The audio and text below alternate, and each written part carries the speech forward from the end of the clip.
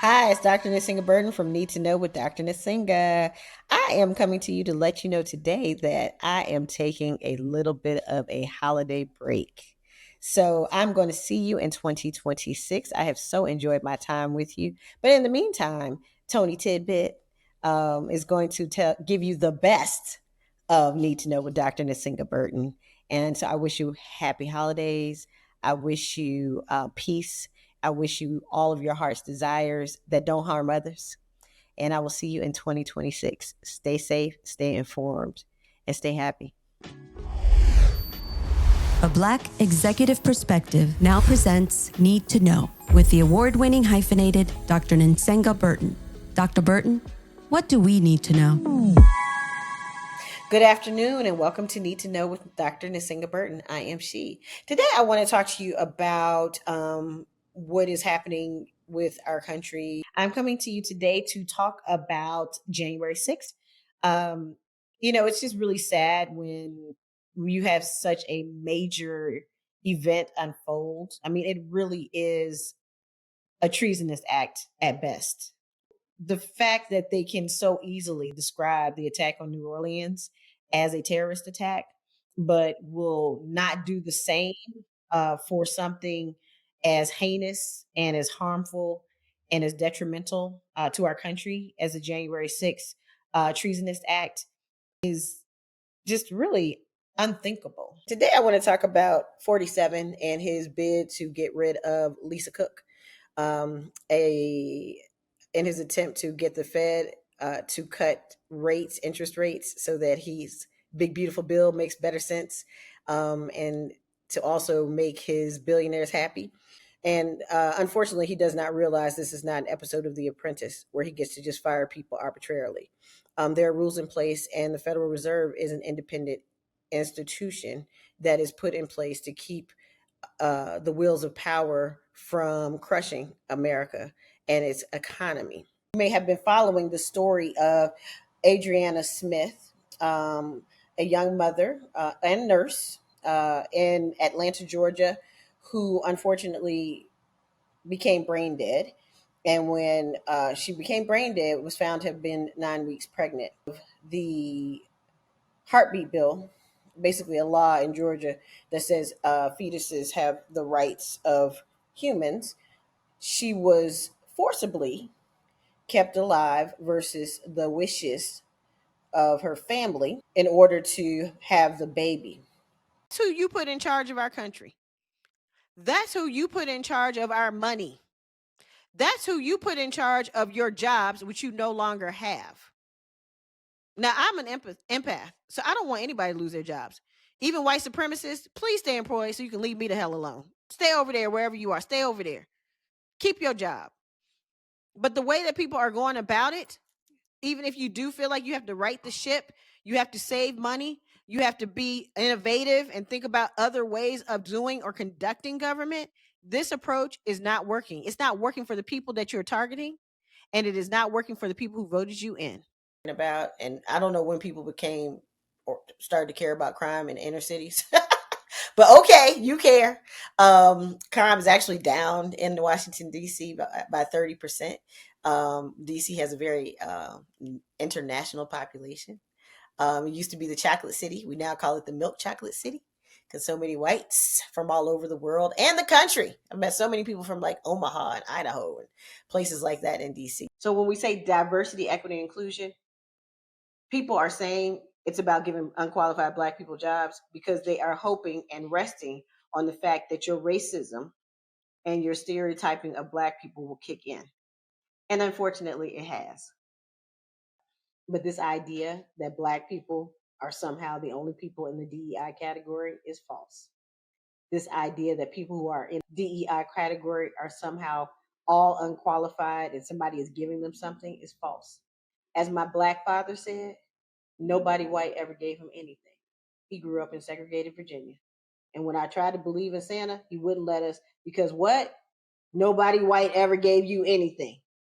I'm sick and tired of people lying and clearly not understanding what DEI actually is, what affirmative action actually is, or I guess we could say was. You don't even know what it is. Like, you can't even define it, articulate it. And this false idea that we That would be black people because I'm a black person and I'm a woman. That somebody's giving us something. I mean, the audacity. We have to be 10 times. I was just talking to Tony. 10 times qualified to get passed over. But I do think this about Mr. Musk. The fact that he has been given so much access to our private information, and he is doing and behaving in a way here in the United States that he could never behave in South Africa. I lived there off and on for many years. He could never get away with any of this in South Africa. But you literally have someone who is not an elected official, who is from overseas, who traffics in privacy and security and technology. And you have that person making decisions for our country, and he is not an elected official. We are not here. We black women. I usually don't speak for the whole collective, but I feel okay saying it now. We are not here to be your whipping post. We did that for 400 years. You got a powerful country out of it. You're welcome, but we're not doing that shit no more. So find another target. Find another target and really get yourselves together. Focus on what's important, and that is saving these people, helping them reestablish their lives, making sure the insurance companies are not cutting them off, as particularly when they paid into policies for 50, 60, 70 years. Be an advocate, not an asshole. Thank you. When someone is showing you who they are, believe them. I know the great Maya Angelou said that, but it is true. When someone has shown you who they are, believe them. There was nothing 47 did when he was 45 in his first presidency that he is not doing now. The only thing is that because he had been president before, now he has a shorter runway, which means he's just hitting the ground running because he knows how things work and how to get around them now. Some of you hopefully had read Project 2025. We're now seeing the attempt to enact Project 2025 under the guise of executive orders, which is really a manifesto. And of course, the first strike is at Black folks, and the only diaspora named in terms of undoing any type of positive relationship with is the African diaspora in this initial document. I've read the whole thing. I encourage you to read it as well. They were off. 900,000 jobs they said were going to be created, and we're going to have this big job market, and just hold on. It seems like it's really tight now, but the wave is coming. No, it's not coming. It's not coming. It's not going to come this time. The next month's numbers, then it's not going to come. The next month's numbers, it's not going to come. Economically, it's not possible. If you understand Kendrick Lamar's performance and you understand who he is, basically, in a nutshell, that performance was that I'm not here to entertain you. Black people are not here to entertain you. We are a part of the American fabric. We built America for free. When you see the people turning and being on each other's black backs, America is built on the backs of Black people. Strategy. It's a communication strategy. It's called chaos theory.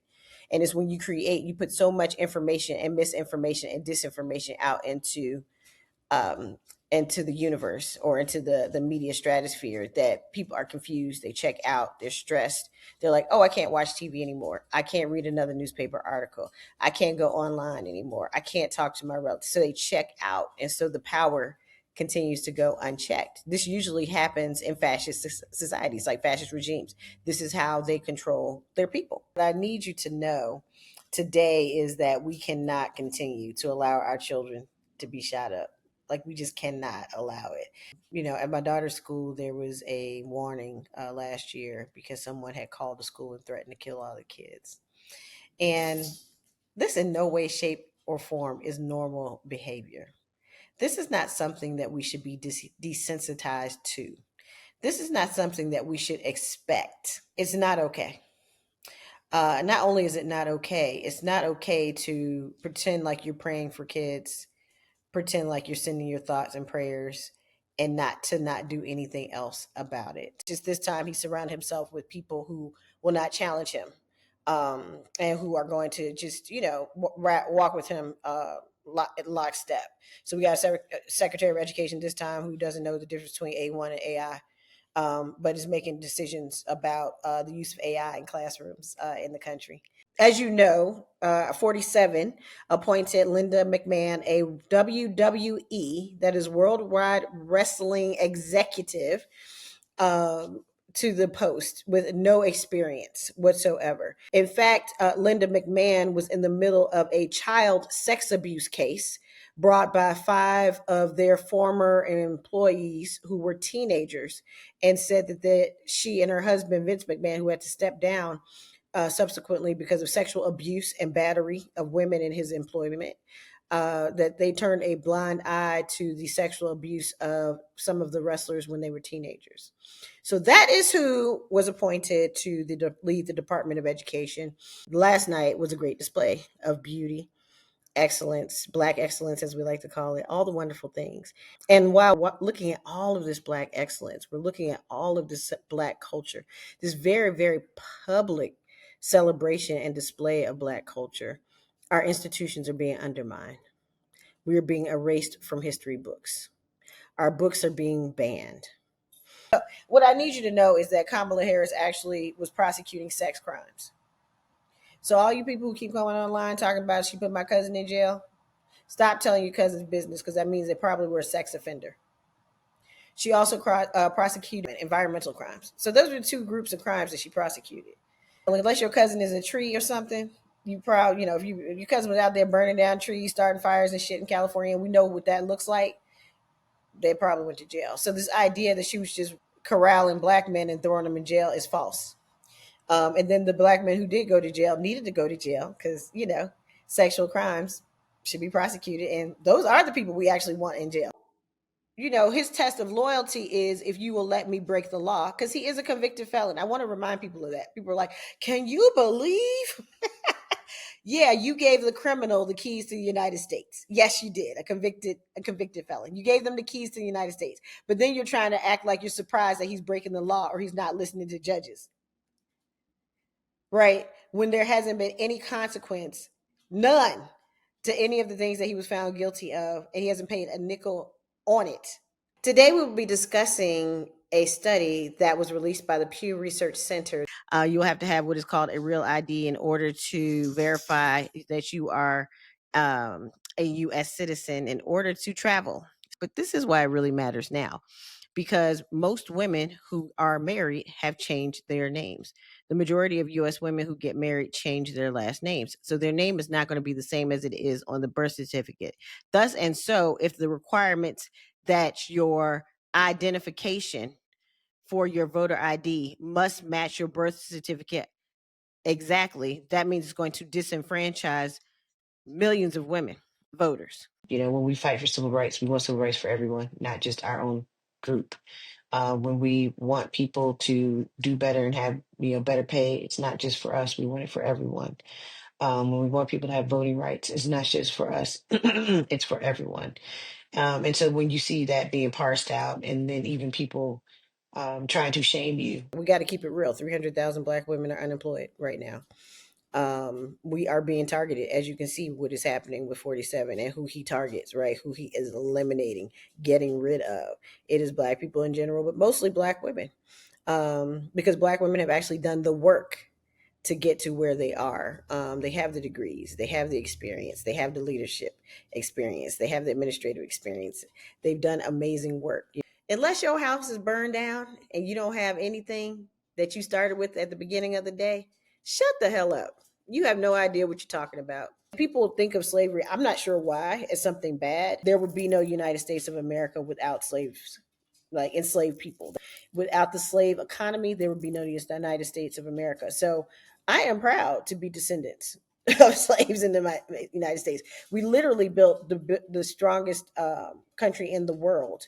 All of the things that have happened here for us, a lot of it has been horrendous, but a lot of it has been great. And we have survived and we have thrived in spite of all of the ways that this country has not really given us our proper due. Good afternoon and welcome to Need to Know with Dr. Nsenga Burton. I am she. Today I want to talk to you about what is happening with our country participating, creating what I call a bogus refugee scheme for white South Africans.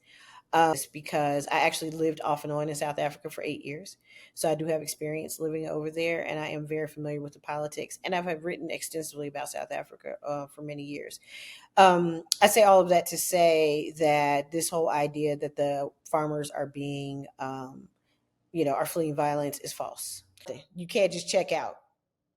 So that's not smart. You can't just check out. Write a check. Do that. Vote in the midterm elections. Do that. Go to your school board hearing meetings and tell them to stop censoring books, right? Because you see how the slippery slope happened? Censoring books, and then it's newspapers, then it's TV show. You see how this works, right? When you don't say anything, you just let it go. You see, they're coming for you next. Like, they're coming for us now. This is why you can't post on your private Facebook page and keep your job. That's what I need you to know. It's okay to be uncomfortable. It's okay to feel like you're not sure what the next step is. It's okay. I mean, professionally, personally, spiritually, even. I know that's like for some people, oh no. Yeah. Sometimes you question. Sometimes you're like, God, I've been praying to you and praying, and I just don't know. It's just not happening. You're uncomfortable because the things you need are not happening fast enough for you. But that change is coming. The month of September, which is Suicide Prevention Awareness Month. And, we can talk about it the month of September, or we can talk about it every month here. But suicide prevention is important. So if you haven't done it already, some of the things I wanted to give you, some of the steps that you can take in order to find help for people. If you yourself are in crisis now, you can dial 988. You can call or text 988, and that is a suicide prevention, a crisis hotline, if you will, for people with suffering mental health emergencies. For what we do know, these tariffs are going to have ridiculously horrible effects on us. So some of you might have been checking your 401k. It is in the toilet. I looked at mine and I was like, wow, I am going to die at work. We think about what's happening in our world today, especially as it relates to veterans and the many veterans that have been displaced. They have been put out of their jobs. And I find it also fascinating that so many veterans supported this president because he is not someone who has military service. And he has said some awful things about those who have, including, calling folks losers. I mean, he was horrible to John McCain. I mean, horrible. There's so much stuff going on. And, you could call it chaos theory, depending on what theory you want to use, where there's so much going on, you don't know what to pay attention to. But do believe that any and all opportunities they have to subjugate, oppress, demean, or cause pain to immigrant groups, to people of color, they are doing it. And they are now using the weather service to do it. Where are you on reproductive rights in this country? Where are you on maternal mortality in this country? Our numbers, particularly as it relates to women of color, mirror those of people in developing nations. Where are we on women's right to vote? Right. So all this voter suppression, it is impacting women. So where are we? And why is it that we can't do more than one thing at one time? He talked down and talked poorly, talked badly about, maligned our former presidents, U.S. presidents, while he uplifted Soviet President Putin. He basically said that Putin is his man. And you certainly have to not sell out your country to a sworn enemy every single time you get on a microphone. So, my mother's like, I'm just waiting to get my Russian ID in the mail. I said, me too. Maybe they'll email it to us since they have all our data. So tune in next week to a Black Executive Perspective podcast, and I'll see you then. A Black Executive Perspective.